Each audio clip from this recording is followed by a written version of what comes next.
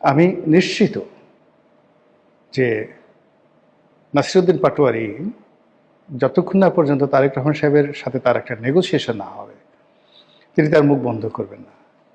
এটা আমার কেন মনে হলো যে আমার কয়েকদিন আগে তার একজন খুব ঘনিষ্ঠ লোকের সাথে আমার কথা হলো। তো আমি তাকে খুব আশ্চর্য জিজ্ঞেস করলাম যে জনাব নাসিরউদ্দিন পাটোয়ারি এই কাজগুলো করেন কিভাবে। তো সে বলল যে তার একটা স্টাইল আছে, সে কাউকে প্রথমে গালি দেয়, এরপরে গালি দিয়ে তার সঙ্গে তার বন্ধুত্ব হয়। যেমন সালাউদ্দিন সাহেবকে সে গালি দিয়েছে, গালি দিয়ে আবার সালাউদ্দিন সাহেবকে টেলিফোন করেছে, ভাই আপনি কোথায় আছেন, আপনার বাসায় খাবো। তো সালাউদ্দিন সাহেব বলেছে, তুমি নাসিরের কাজ কি করলা, তুমি আমার সঙ্গে এই ধরনের কথাবার্তা বললা কেন। এরপরে তাদের দুজনের সাথে একটা ভালো খাতির হয়ে গেছে। এখন আর সালাউদ্দিন সাহেব সম্পর্কে তিনি বলেন না। মির্জা আব্বাসকে গালাগালি করে আবার বলে যে ভাই আপনি বড় মানুষ, আপনাকে গালাগালি না করলে আমি কিভাবে খাবো, আমি কিভাবে চলবো, আমার রাজনীতি আছে নাকি, আপনাকে গালাগালি করেই তো আমি এই পর্যায়ে আছি। আব্বাস সাহেব বলতে গেলে বেকুব হয়ে যান। তারপরে আব্বাস সাহেব তাকে বাসায় বিরিয়ানির দাওয়াত দেন বা মোরগ পোলাওয়ের দাওয়াত দেন। আবার তখন সেটাকে নিয়ে সে টিটকারি বলে যে আমাকে মোরগ পোলাওয়ের দাওয়াত দিছে, আমি ওই বিষ খেতে যাব না।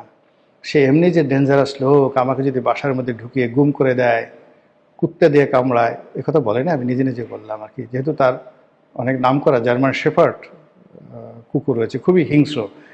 মানে মির্জা আব্বাসের যে কুকুর ভীষণ রকম হিংস্র, এবং ঢাকা শহরে এরকম হিংস্র জার্মান শেফার্ড নাই। তো ওটা সে টিটকারি করছে যে যদি সেই কুকুর দিয়ে কামড় দেয়, আমাকে যদি ওখানে বসে বিষ খাওয়ায়, আমাকে যদি মেরে ফেলে, আমার তো কিচ্ছু করার থাকবে না, আমি ওই ফাঁদে পা দেবো না। তো দিস ইজ হিজ স্টাইল। এটা বঙ্গবন্ধুরও ছিল। বঙ্গবন্ধু সেই 50-এর দশকেই নাসিরউদ্দিন পাটোয়ারির বয়সী ছিলেন। তিনি এইভাবে যে শহরে যেতেন, সেই শহরে যে সবচেয়ে কর্তা ব্যক্তি তাকে আচ্ছা মতো গালাগাল করতেন। যেমন খুলনা গেলেন, খানের ছবরকে গালাগালি করে একা রীতিমতো অস্থির। পরে ফোন করে বললেন যে আমি আপনার বাসায় খাবো, এবং তার জন্য বিরাট আয়োজন হলো। একই অবস্থায় নারায়ণগঞ্জে তিনি গেলেন। নারায়ণগঞ্জে গিয়ে নারায়ণগঞ্জের তৎকালীন যিনি নেতা ছিলেন মুসলিম লীগের, তাকে খুব গালাগাল করলেন। আবার রাতে গিয়ে দেখা গেল মুসলিম লীগের সেই ঘরে গিয়ে খাওয়া দাওয়া করলেন। এখন নাসিরউদ্দিন পাটোয়ারি কি বঙ্গবন্ধু হতে চাচ্ছেন? তার উদ্দেশ্যটা কি, এটা এখনো বোঝা যাচ্ছে না। এরপর আরেকটা ঘটনা শুনলাম যে তিনি নেত্রকোনায় গেছেন। নেত্রকোনায় গিয়ে তিনি লুৎফুজ্জামান বাবরকে ফোন করছেন, ভাই আপনার এখানে আসছি। চাচা, চাচা বলছে নাকি ভাই বলছে জানি না, বলছে চাচা আপনার এখানে আসছি, তো এখানে তো অনেক সুন্দর মিষ্টি পাওয়া যায়, বালিশ মিষ্টি পাওয়া যায়, তো আপনার বাসা কোথায়, সেখানে আসবো, মিষ্টি খাওয়াবেন।